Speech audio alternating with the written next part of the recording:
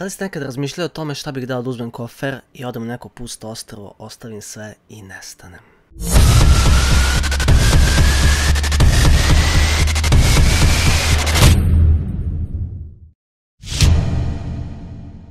Postoje ljudi koji su to i uradili, na primjer ja. Kako je bilo 2000 km daleko na pustom ostrvu, saznaćete u ovom videu. Pošto sam bio u dosta zemalja, poput Austrije, Mađarske, Slovačke, Češke, shvatio sam da su sve na neki način iste. Hladne zime, topla leta, slične građevine, mnogo posla, malo para i neko nezadovoljstvo u ljudima. Želeo sam da odem negdje gdje nema snega, da upoznam novu kulturu i da vidim druga mesta koja nisu ni slična našim. Izabrao sam da odem na Maltu. Većina ljudi koji ode na Maltu odlazi u gradove bliže Valeti, jer ima najviše posla i uvijek ti nešto treba iz tih većih gradova. Pošto sam ja kontra rođen, ja sam završio na sasvim drugom ostrvu po imenu Gozo, a zaposlio sam na trećem ostrvu po imenu Komino. Znači Malta ima 3 ostrva, koliko to ne znate. Ja sam radio u kuhinji dok je moja devojka radila u restoranu, služila hranu i piće. Iskustvo je bilo neverovatno, doživjeli smo ono što nismo ni sanjali da postoji.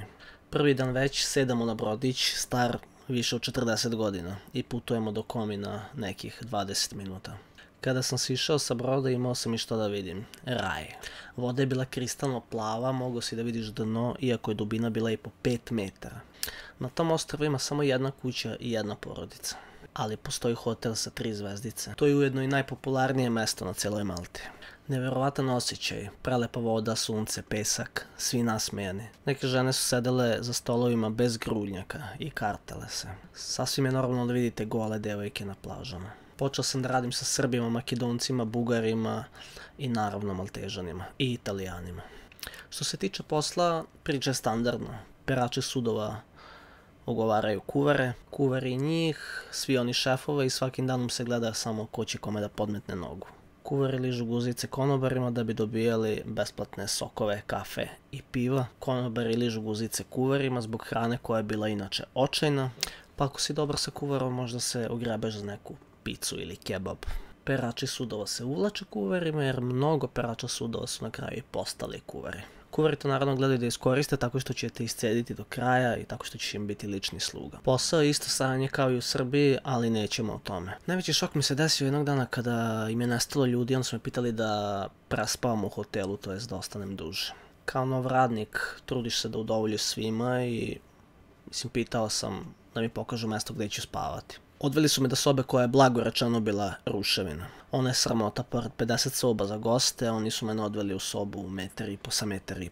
Gde su zidovi bili buđevi, kao i krevet i smrad je bio nepodnošljiv. Razmišljam se, ajde šta sad jedna noć, promenit ću posteljinu. E sad, da li znate za one bubašvabe? One su kod nas prilično male, bukvalno kao nokat, a na Malti su prilično ogromne. Veličine prosječnog upaljača ili prsta. Prišao sam krevetu i povukao dušek. Imao sam šta da vidim.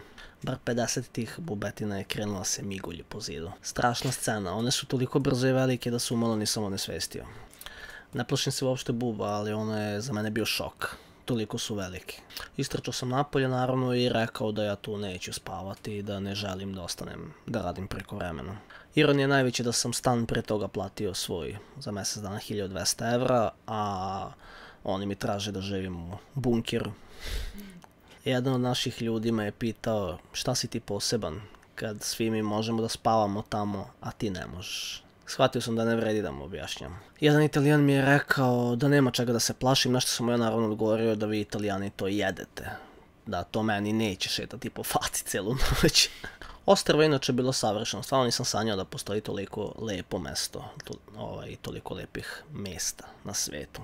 Bilo je dana kada je bilo vetrovito, talasi su bili po nekoliko metara visoki, znači vožnja brodom, pogotovo tim starim brodom je bila jako, jako strašna. Pitali smo se 1000 puta da li ćemo stići kući, živi i zdravi.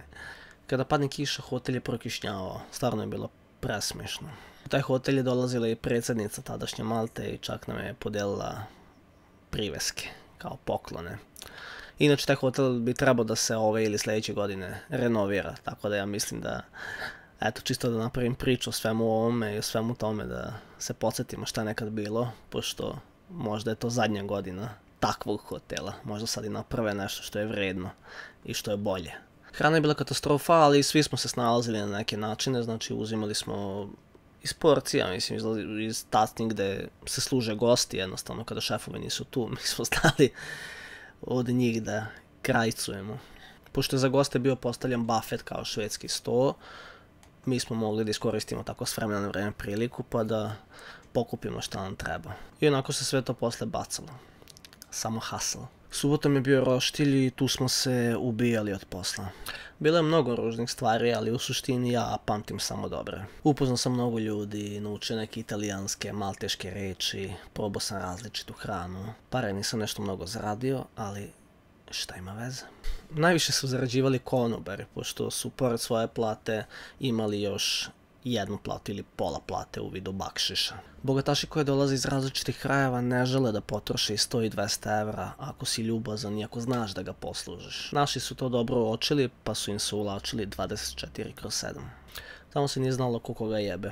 Pusto ostrvo, daleko od svih, niko te ne zna. Šokiran sam bio kada sam video na šta su neke devojke spremne. Slikanje je bilo svakodnevnica, sunce je pržilo neverovatno mnogo i klimu nismo imali. Sve u svemu, generalno jedno prelepo iskustvo i iako sam ja dosta pričao sad o lošim stvarima i sve to, ali jedno prelepo iskustvo i ne bi bilo loše da svako odi da poseti to ostrvo, jer ne treba vam mnogo novca da biste otišli na 7 do 10 dana.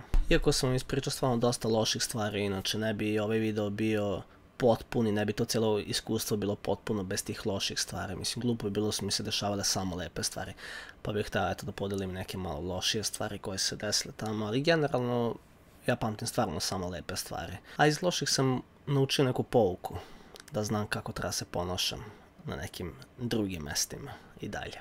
Šta da vam kažem ljudi, to bi bilo to od mene za ovaj video, nadam se da se svideo.